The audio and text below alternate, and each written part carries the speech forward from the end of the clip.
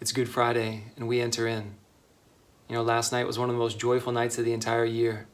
A night in which Jesus gives us a memorial of God's love for us, of God's power that overcomes our sin, that overcomes death itself. He says, "This is my body, this is my blood, which will be given up for you. Do this in memory of me." And then he goes out into the Garden of Gethsemane after that dinner. He does an examination of conscience for the sins of the entire world. And he does a spiritual communion to ask that those sins be given to him so that he can take them upon himself, the weight of our sins. I don't know if you've ever had a sin in your life that has kept you up at night, a mistake that you've made that has caused embarrassment or shame. Imagine that's just the weight of one sin. Imagine the weight of the sins of your entire life being given to Jesus. Now times that by all the people who have ever lived in the entire world. That's the weight of this cross. Last night he does a spiritual communion. Today he does the physical communion with our sins.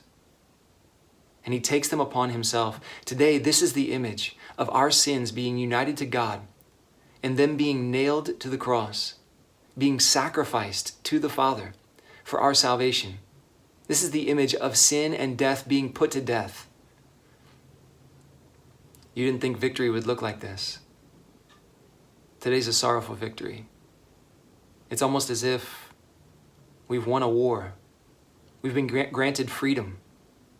We've been given an inheritance. We have a future to live for. And yet our brother isn't coming home from war. It's a strange dichotomy of feelings. And yet we realize that there's a victory that's been won. The opponent, the enemy, thinks that he's won. They think that they've won the game. But you and I know the end of the story. And that's what brings joy. That this is not the end. We stay in the game. We know what's going to come in a few days. And if we stay in the game, we will behold that he makes all things new.